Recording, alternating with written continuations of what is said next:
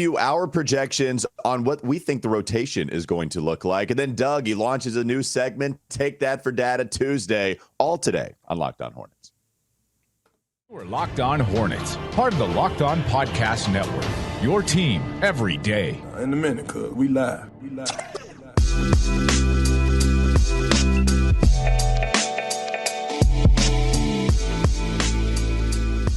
It's Locked On Hornets, part of the Locked On Podcast Network. It's your team every day. Thanks for making us your first listen. We are free. We are available anywhere you get your podcast. And that does include YouTube. There's the solo man from yesterday helping me out. Well, because I wasn't living in the 21st century. I was without power. I couldn't hook up. That was my excuse, and I'm sticking with it. That's Doug Branson. You can find his Substack, everyhornetsboxscore.com. You're getting a little froggy with your Substack these days, Doug. Now is the time for people to subscribe because you are exploring. You're exploring using AI. And no, I'm not talking about Allen Iverson. You're doing all sorts of cool stuff over there. That's right. By the way, that sound effect that I just did there was the power down sound effect. Pew! Okay. That was your power going out. All right. Yeah, that's right. We can do that when somebody gets cold on the basketball court next year. I'm ready for the silly season to begin. I know people want us to still talk about the news of the day, and I understand, and we will, okay? We will. But, you know, we've got a lot to do that's outside of that as well. We've got some stuff that we got to finish up from last offseason. Who wore it best? Which Hornets player deserves sort of the trophy for each jersey number? We've got your top 35 that we've got to get to. I want to use more sound effects on this show. I mean, we need EC's laugh back on the show. There are things that we've dropped because a lot has happened around this franchise. Now, the national media is not picking up on it because they don't care about the Charlotte Hornets, but we do, and the fans do. And, you know, there's been a lot to talk about, and a lot of it's been serious. And so I really am embracing this silly season. I want to get this show back to where it used to be, which was we were the fun show, and we still are, but I want to get back there. All right. You came up all with this yesterday. I was gone for one day, and this is you just are changing the entire landscape again. It's true. Right. You took a day off. You took a trip. I went up to the attic, and I got all the clown stuff down from the attic, and I've got it all on the floor. And you come back into the house, and I'm like, let's go. I'm ready to party. Right. Yeah. You lose power one day, and now the whole landscape has changed. Now I got to do this 35 top Hornets list. To be fair, we've already talked about it. The real question is, do I find a way to fit Matt Geiger on the list again? That's the real question. Find out in silly season. You got 5 slots. I'm Walker Mail. Catch me WFNZ every weekday from 12 to 3. Let's get to the roster projection here. Not even roster projection, but the guys that are actually going to be playing here, Doug, because I know we did this, I think even before free agency started. You came up with your graphic. You were doing the smart Doug Branson thing, and now you're doing it again, coming up with a new graphic that you have with your rotation projection. What do you have as far as the guys that are going to be the most? Yeah, be getting the most. There we go. Boom. Oh, there you go. Okay. I don't know if you were going to take a step back there. Rotation projection. There you go. Doug, what do you have for us? Because I'm already seeing JT Thor in the starting lineup, and that seems questionable to me. Well, calm down, because let me explain.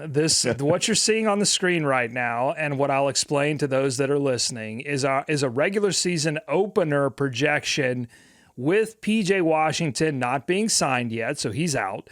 Teo Maladone not signed yet. He's still on that restricted free agent qualifying offer, so he's out. I don't have Miles Bridges in this calculation either because he will be suspended. This is the regular season opener with all 3 of those players not available. So that means that at the power forward position, all of a sudden, they get pretty thin, along with the backup point guard position. So I have LaMelo Ball, Terry Rozier, Gordon Hayward, JT Thor, and then Mark Williams. Now, I put Thor as the starter because, you know, Steve Clifford was praising him a lot at the end of last season, giving him a lot of kudos for playing hurt and getting better. So if he comes back, if he's stronger, you know, maybe, you know, again, if all of these other blocks don't fall into place, which they probably will, this is just what I have for you. And Kai Jones is backing him up. So all the Kai heads, you know, rejoice. If this is how it all shakes out, you know, you get a backup power forward position. Okay. So you're only partly kidding with JT Thor. You're thinking, all right, and plus, so like the first 10 games, they're not going to have Miles Bridges, as you mentioned, right? But he's on the roster. You don't have PJ, as you mentioned. If you go with 0 Terry Rozier in the lineup, that would be surprising to me. And I know it would be small, Doug. I know it would be small, but Terry Rozier, I know he's in the starting lineup. I see him in the reserves as well.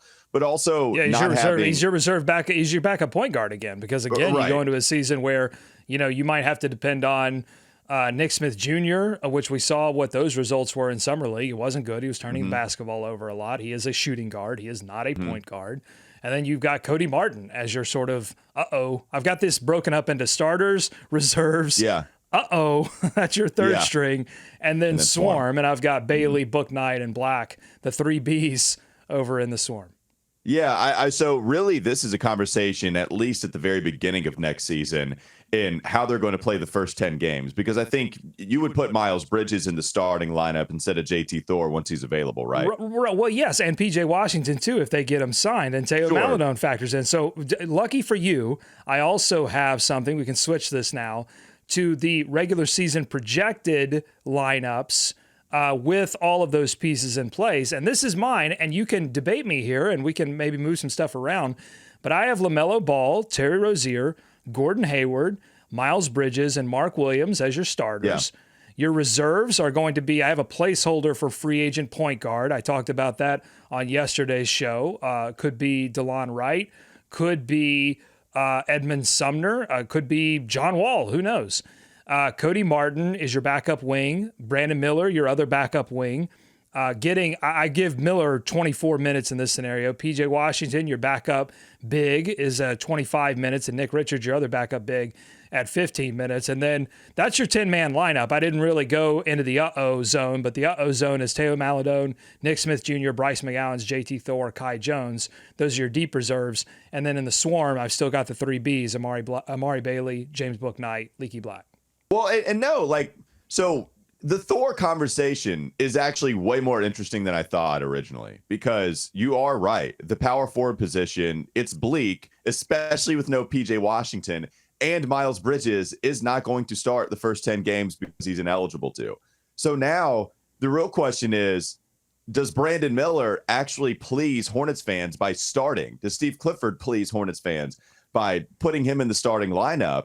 And even if we don't think Brandon should play 4, do you flirt with Gordon Hayward at the 4, or is it just no way? JT Thor starting, and then we might not give him 30 minutes. We might not get him what you think of the starters minutes, but he's going to be at least in there the first little period of rotation before you get somebody off of the bench. Yeah, that is fascinating. And so here, the only thing looking at the minutes being divvied up. So LaMelo and Terry, they led the team in minutes played last season.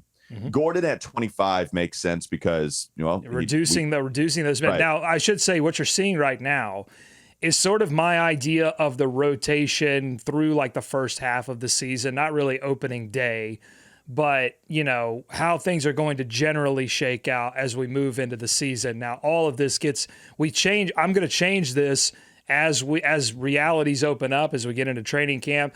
And really this all changes if the Hornets suddenly pivot towards, hey, we might be a playoff team here. A lot of this changes as well, I think. But to me, I'm comfortable with this as the sort of general starting lineup reserve situation at the beginning of the season. Yeah, me too. The only thing I would experiment with is Miles at the 3, PJ at the 4, Gordon off of the bench. If Gordon and PJ are playing the same minutes, then that might not matter as much. But defensively, even with Gordon having a pretty good defensive box score team defense-wise, maybe PJ starts at the 4, Miles goes up at the 3, so you can get him downhill a little bit more. But I have no real problems with this. The minutes being divvied up, that's what I wanted to share my thoughts on. So PJ Washington played the 3rd most amount of minutes last year at 33 per game. Miles is going to come back. He's going to eat into some of that. But also, Kelly Oubre accounted for 33 minutes per game last year. Mm-hmm. So who's going to eat into that? Brandon Miller's going to eat into some, you would think. Cody Martin, So to me, that's combo Cody Martin, Brandon Miller is your... Kelly Oubre. And Kelly Oubre in a normal situation last season would not have played 33 minutes. Because we saw that 2 years ago, it was Cody Martin and Kelly Oubre as a split six man, really splitting up your 6-man minutes.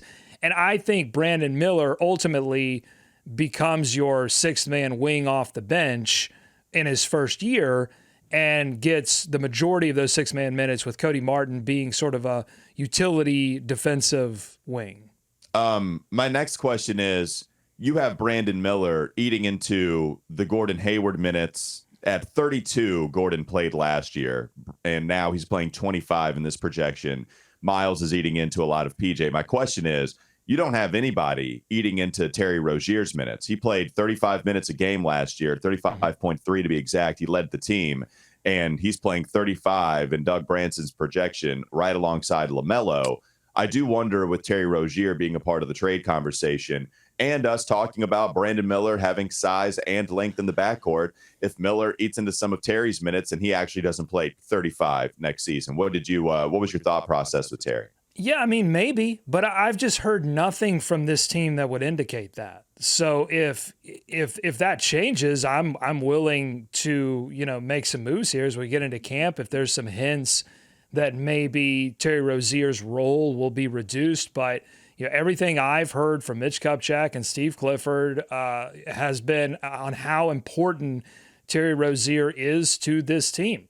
How you look, you can feel however you want to feel about that. If you want to feel like, well, he just takes too much of an offensive role, and look what the offense was without LaMelo Ball and with Terry Rozier leading it, and look how much money he makes.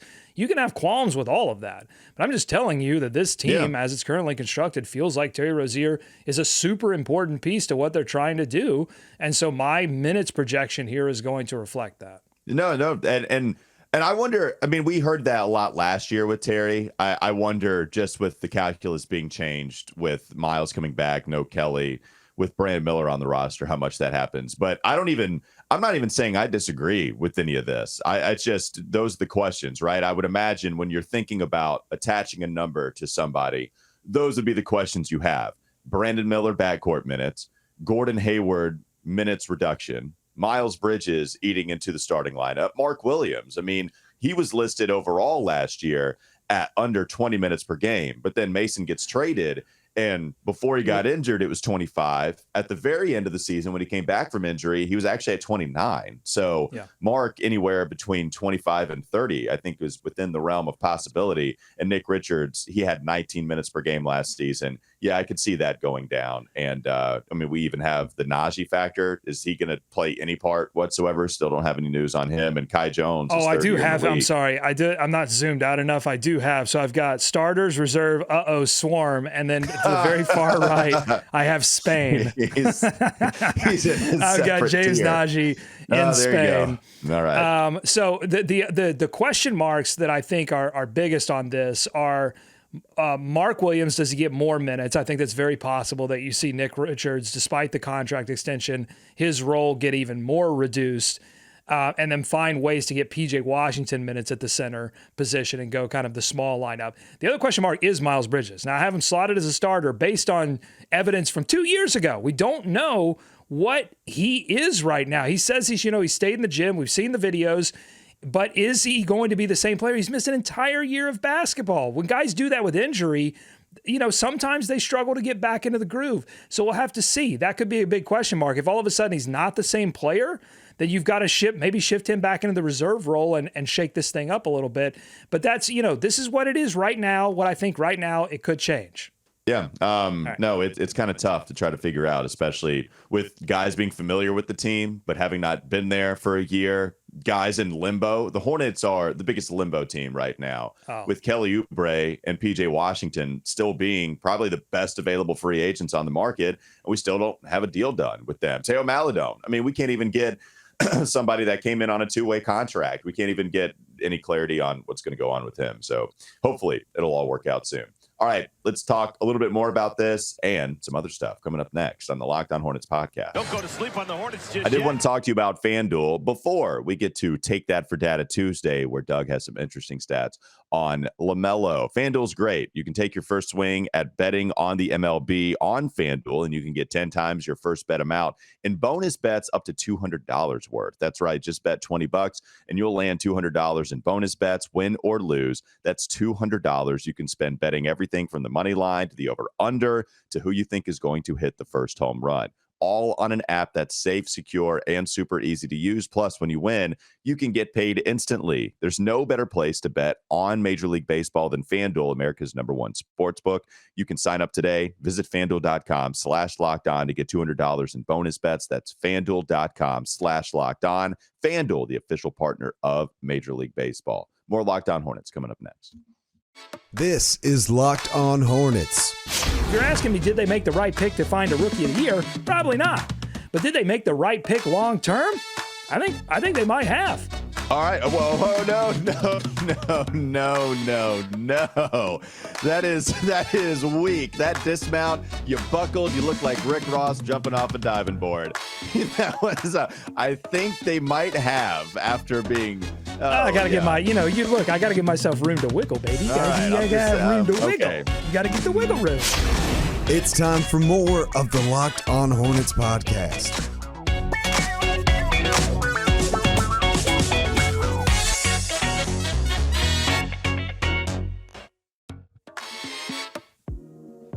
All right, Doug, I have one more question to lead in with here. Okay. Do you think there's any way, LaMelo played the second most amount of minutes, but he was in and out of the lineup due to injury, 35.2 minutes per game, 35.3 for Terry Rozier, as we mentioned.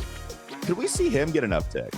Do we see, because he matters so much to the offense, I know that we have, some of the defensive questions there, but because he matters so much to the offense, even if you're getting some help back, maybe that actually all balances out.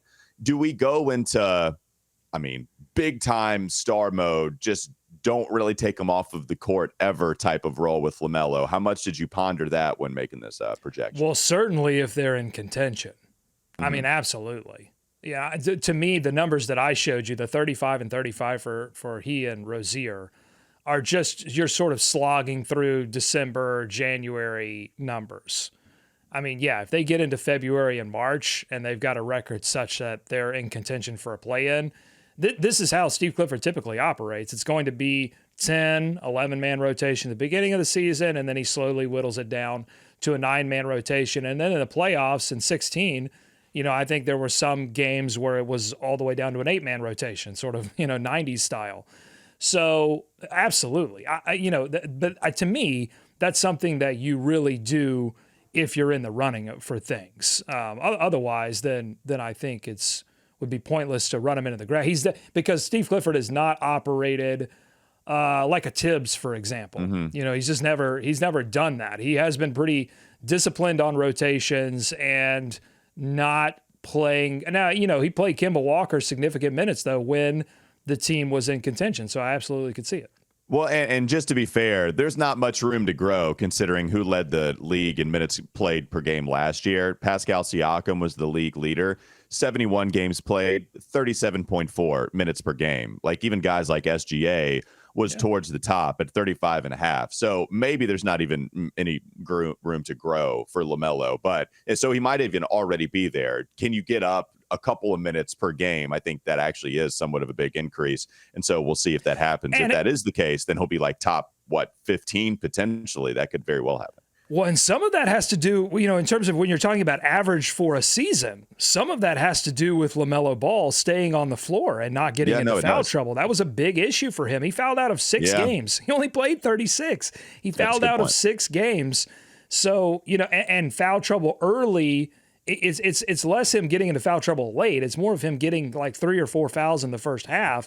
That's gonna limit your minutes because a coach is gonna want to protect you in order to have you available in the fourth quarter when you're most needed. So a lot of that's gonna be on LaMelo too. No, that's a good point. Yeah, it's a great point. Like, think about where he could be. If you wonder if he would be in that top 15 range. Now, this probably has a filter on it. I'm using StatMuse, and everybody that is listed, you played at least 58 games is the lowest number I can see. But if he did, then he would still be, he'd be in the top 30. But maybe if he didn't get in foul trouble, he could be even further up than that. That's some great analysis from you, Doug, on LaMelo Ball. Do you have any more analysis on LaMelo Ball when you were searching for some data? Well, listen, now is the time, right? We're past Summer League. Now is the time to really dig into the numbers from last season. And last season was weird, but I still think there's some context that we can derive.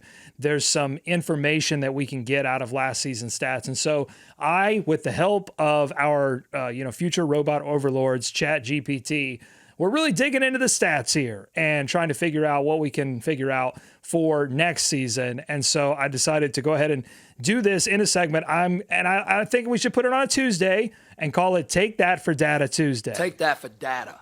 And there you go. I got my sound effect on there. So, Thanks, and I don't know, maybe we shorten it. I don't know if Take That for Data Tuesday is a mouthful. Maybe we go, TATA Tuesday, Tata Tuesday, Tata Tuesday. I don't know. We got to figure it out. Tata Tuesday doesn't sound great, to be honest with you. But, if you want to explore that, go ahead. All right. So this is what I have for you this week. LaMelo Ball's stats when he's driving versus guards who played 35 or more games last season. So those are your filters. I wanted to see what LaMelo Ball, because I think we kind of know what LaMelo Ball did when he drove the basketball and what he could improve upon, but I wanted to dig into the stats and find out how he did against other guards in the league who played 35 or more games last season. And so here it is. The number of drives per game, 14.7, was in the 94th percentile among guards in the NBA. So he drove the basketball a lot. And if you look at his sort of profile, he is a player that operates in that pick and roll ball handler type of play a lot. He's not, as much as we talk about how much he could play off ball, he doesn't do it a lot. Like, he is on the ball a ton. Yeah. But here's the problem, Walker. And I want to see if this checks with you. His drive field goal percentage is 40.9%.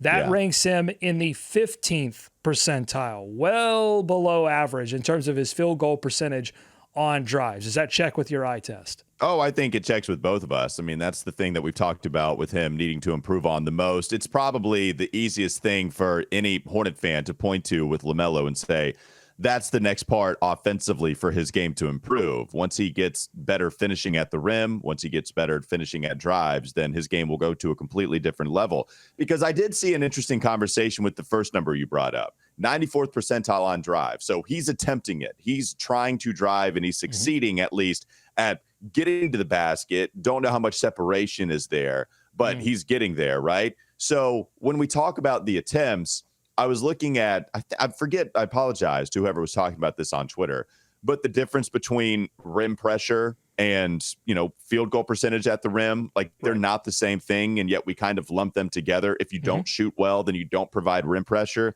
when actually the definitions are a little different. I think they're a little nuanced in that rim pressure is probably a little more dangerous to the opposition if you finish better at the rim. But we also know LaMelo is a generational passer that can kick out anywhere from baseline, and he's tall enough to still see over the trees down low. So he still is an effective player when he drives, Doug. He's just, this is the thing. He's still an effective player when he drives. But, man, could you get to an average level? I mean, Doug, even in the 40th percentile, let's go a tick below average rather than being one of the worst guards to finish close to the rim. I mean, even going up, 25, 30 percentage points, it just does wonders to his game. Well, I've got some stats to back up what you just said, because he does make an impact at the rim despite that field goal percentage being low. So his points percentage on drive, so the percentage of his points derived, just his points derived from drives, is only 43.4% of his offense. So that's 28th percentile, because he's getting a lot of his offense, maybe just a little bit outside of that rim area, but also his spot up 3-point shooting. Well, this is shot making you're talking about, right? Just for LaMelo. Right. So that, he's going to make an impact offensively just from scoring even though his field goal percentage is low at the rim. That helps his effective field goal percentage, by the way, too, because he's shooting threes. Those spot up threes, he's shooting them so well. But his pass percentage from drives is 44.7%. That's 61st percentile. So he's above average in terms of the number of passes he makes when he drives among guards in the NBA. And his assist percentage is 12.5%, which is 76th percentile, so well above average. Yeah. That's incredible, too, when you consider some of the teammates that he was playing with last season and their ability to knock down shots. The fact that he could open up so many assists for his teammates was pretty incredible. Pretty average in terms of turning the ball over, not really below average, just kind of right there at 48th percentile. But here's the big number, and what we're going to be talking about a lot with him. We talked about it a lot last offseason, didn't really get enough of a sample size to make a determination, but the personal foul percentage on the drives, 4.7%. That's 29th percentile. So well below average among guards in the NBA at drawing personal fouls. If he can do that, I think it will increase his field goal percentage because so many of those rim misses will turn into personal foul opportunities to make free throws. It's going to increase his scoring. It will take him into all NBA territory. Yeah, I mean, honestly, Doug, I don't know if that seems higher than I thought it would, to be honest. To have the ball that much in your hands, to drive that much, maybe that's the reason. It's because the drives are there. So efficiency-wise, it's not like he's doing it, but the total amount of drives going, it's in the 95th percentile. So now that you're in the 30th, anyway, I don't want to overload people with numbers, but there you go. It makes sense, I guess, a little bit more once you start to think about it. Yeah, and I think at 29th percentile, I think that means sort of that there are about 30-ish players that were worse than him. Yeah. Because I think the sample size was around 180.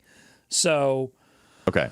So there you go. Or the number of players, the number of players that you're dealing with in terms of guards who played 35 or more games last season. And there's no minutes filter on there, so that could affect things. But 29th percentile, not very good. He has to improve that if he wants to improve his points per game, which I think he has to improve if he wants to be considered. Not for another All-Star bid. He could do his exact same thing that he did when he got his first All-Star bid and probably get another one because he's such a good playmaker. But I think that to get into that All-NBA conversation, got to get fouled more. If you look at the guys that are at the top of that list in terms of drive personal foul percentage, it's Shai Gilgeous, it's Luka. I mean, it's just guys that are like, yep, that's an All-NBA player. It's just obvious.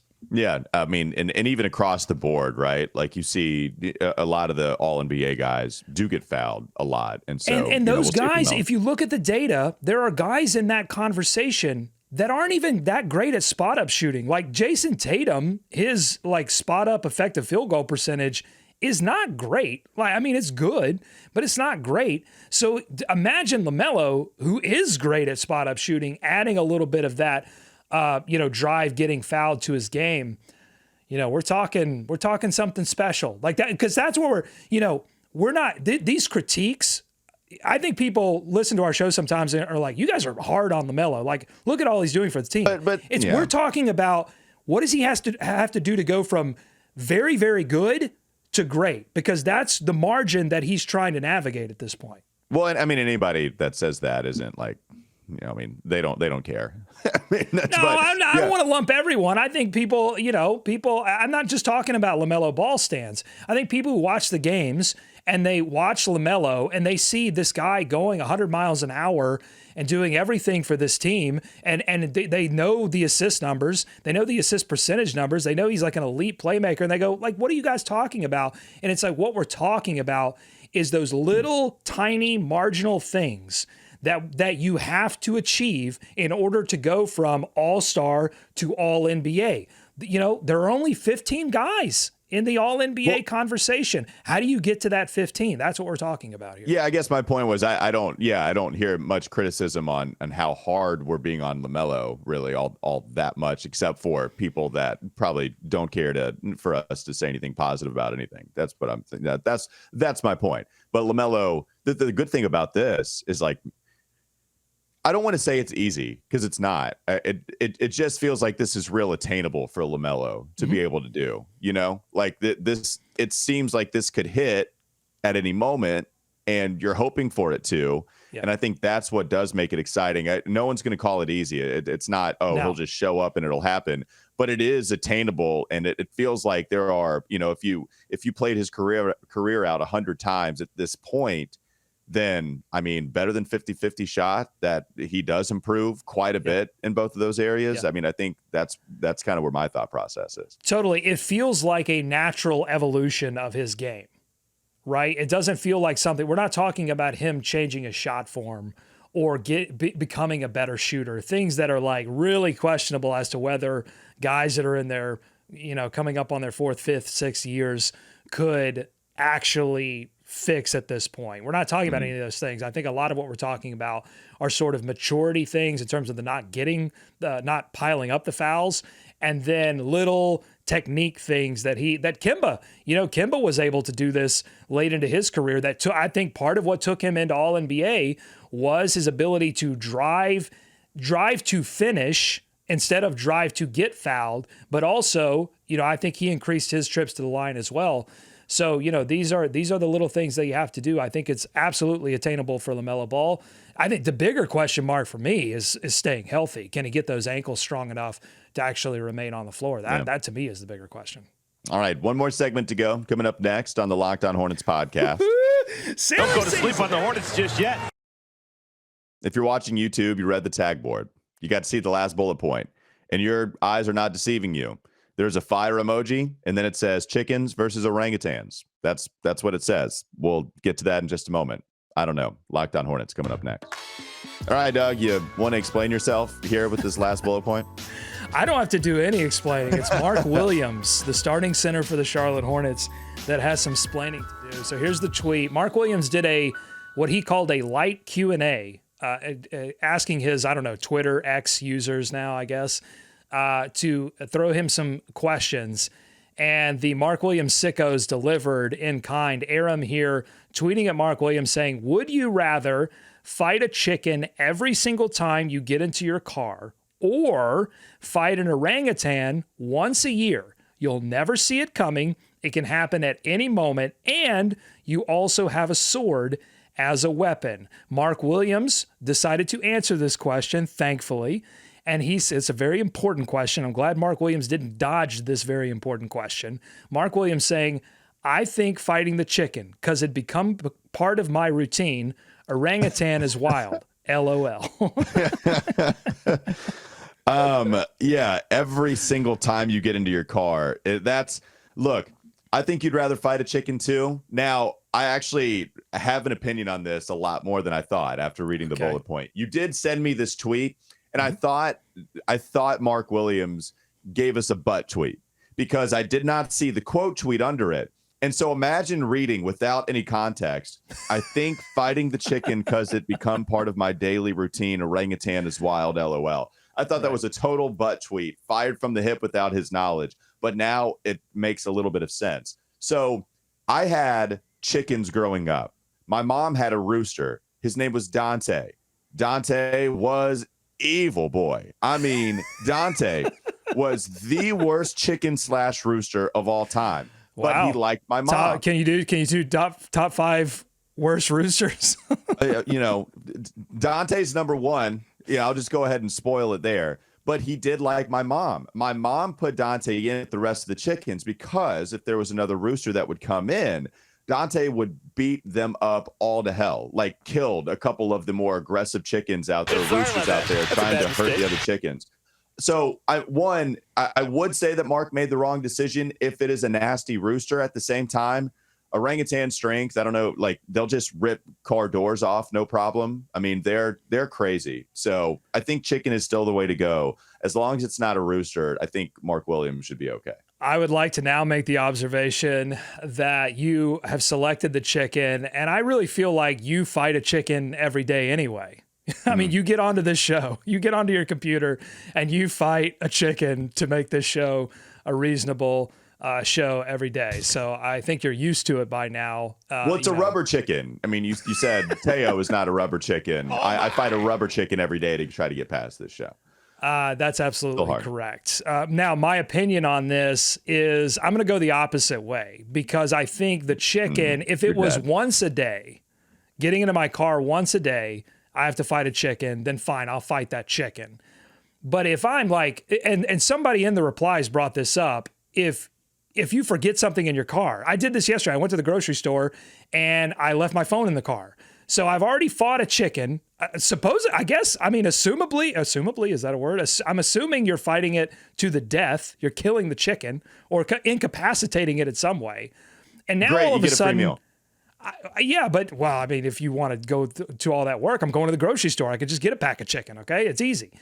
But then I forget my phone. I got to get back in the car. All of a sudden, another chicken. And I assume there's a dead or incapacitated chicken in my passenger seat now. It's already smelling up the hot car. I don't know if you've seen the temperatures lately, but it's hot out there. Smelly car. Now I've got to fight another chicken. There's just a lot going on here. I think an orangutan, it would be like, it would make you more aware, I think. It would make you, I feel like, better in crowds because you would constantly be on alert. Yeah, it'd be a little stressful, but I think that would become part of your routine. You could adapt. You could develop some kind of orangutan armor that you could wear, and you all of a sudden get a sword if that orangutan shows up. So, I think you get the orangutan out of the way once a year, and then if it comes early in the year, then all of a sudden you've got, 7-8 months of bliss instead of, chicken killing day every day. The problem is orangutans are so peaceful. I mean, if this was a gorilla or a chimpanzee, not Aram's. Aram's orangutan is coming for your neck. Yeah, I mean, it feels a little murdery because of how human-like they are. So I think that's the problem with me trying to kill an orangutan once a year. That's a lot of bodies. That I don't want to kill that many orangutans. It feels a little murdery. It's once a year. It's once a year, though. Well, yeah, I know. If you plan to live to be any respectable age in your elderly stage, then you're going to rack up, 30, 40, 50 orangutan deaths? No thanks. Listen, if an orangutan is attacking you every year, I think your life expectancy all of a sudden goes down. Immediately, like that year, that time that it decides. If you have a sword, if you swing and miss, that was your chance to live. But do chicken, it again next year salmonella. You might just get salmonella from the chicken. So here's the thing too: orangutan. I went a long time thinking it was orangutan. I don't know about you. Is it because of the juice? Now I don't know. I don't know why. But Maybe my brain is broken. I don't know. This is not an opinion I'm throwing out there, assuming that a lot of people are with me on this. But I just thought for a long time that it was orangutan, and then someone or the internet or something informed me that it was orangutan. Well, look, I mean, not to go crazy nerd boy on you, but just to give you a little insight into who I am as a person, and I think you know this about me, but very, very big time animal nerd I am. Like 100%, grew up loving it. I'm the same dude that has the aquariums in the background when I don't film in this room now. So I knew what orangutans were. That's why I'm so sure that I'd fight the chicken, even despite evil roosters in my life.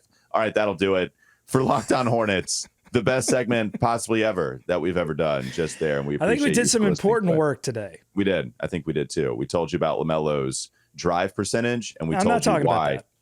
Yeah, I'm not. Yeah, we told you why you should fight a chicken or orangutan. Thanks for making us your first listen. Make your second listen. Game to game NBA. Every moment, every top performance, every result. Locked On Game to Game covers every game from across the league with local analysis that only Locked On can deliver. Follow Game to Game on Locked On NBA, available on YouTube and wherever you get your podcast. Have a great rest of your day.